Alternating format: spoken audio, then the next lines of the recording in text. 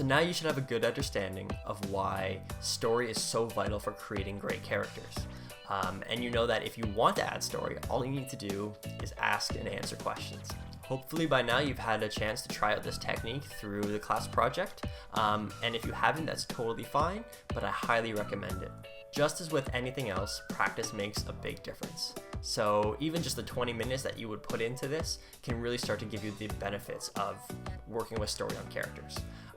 As I said, this is all about getting the most results from your actions, but you still need to take actions. And I just want to say a few more things before we go. One thing I didn't mention is research, which is super important, especially when you're doing concept development. Maybe you're making a robot.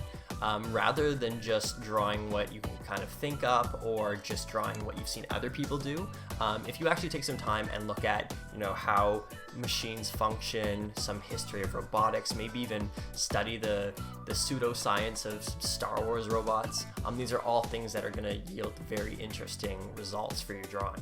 Second, only add as much backstory as you actually need. In preparing for this class, I created a character and I went way overboard on the story. It was like an hour worth of drawing, but I spent 4 hours building the universe that he lives in and the people that he knows and his list of past achievements. And all of that wasn't really necessary for an hour of drawing.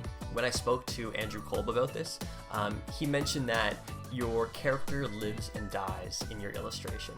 And by that, there is no point in creating any story that isn't visually going to impact your drawing. Last of all, I want to thank those of you who made this suggestion for this class. It really makes my life a lot easier when I know exactly what you guys want, and so I really do appreciate the suggestions.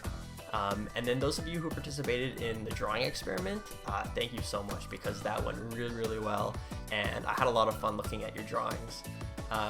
Lastly, everybody who is here right now and is just taking the class, thank you so much. I really appreciate your attention. I hope I was able to return the favor by giving you some value today. So thanks a lot and take care.